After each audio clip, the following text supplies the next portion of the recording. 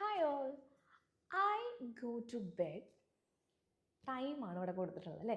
ഈ ടൈമിന് മുമ്പിലായിട്ട് നമ്മൾ അറ്റ് ആണോ ഓൺ ആണോ ഇൻ ആണോ വെക്കുന്നത് പലർക്കും കൺഫ്യൂഷൻ ഉണ്ട്. അപ്പോൾ നമുക്ക് ഇന്ന് പഠിക്കാം നമ്മുടെ ടൈമിൻ്റെ മുമ്പിലും ഡേയ്സിൻ്റെ മുമ്പിലും മന്ത്സിൻ്റെ മുമ്പിലൊക്കെ ആയിട്ട് നമ്മൾ എന്താണ് വെക്കേണ്ടത് എന്നുള്ള കാര്യം. ഓക്കെ, അപ്പോൾ ഫസ്റ്റ് വൺ ടൈമിൻ്റെ മുമ്പിലായിട്ട് എപ്പോഴും അറ്റ് ആണ് വെക്കുക.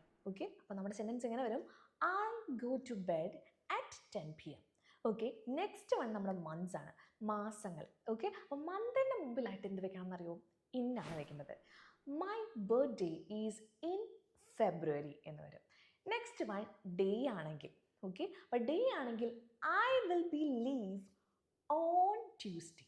ഓക്കെ, അപ്പോൾ ട്യൂസ്ഡേ എന്നുള്ളതിന് മുമ്പിലായിട്ട് ഓൺ വന്നു. അപ്പോൾ ഇത്രയേ ഉള്ളൂ. ടൈമിൻ്റെ മുമ്പിലായിട്ട് അറ്റ് വയ്ക്കുക, മന്ത്സിൻ്റെ മുമ്പിലാണെങ്കിൽ ഇന്ന് വയ്ക്കുക, അതുപോലെ തന്നെ ഡേയ്സിന് മുമ്പിലായിട്ട് ഓൺ വയ്ക്കുക.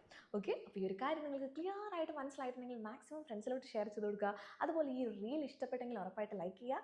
കൂടുതൽ റീൽസിനൊക്കെ ആയിട്ട് ഈ ചാനൽ ഒന്ന് ഫോളോ ചെയ്ത് വയ്ക്കുക.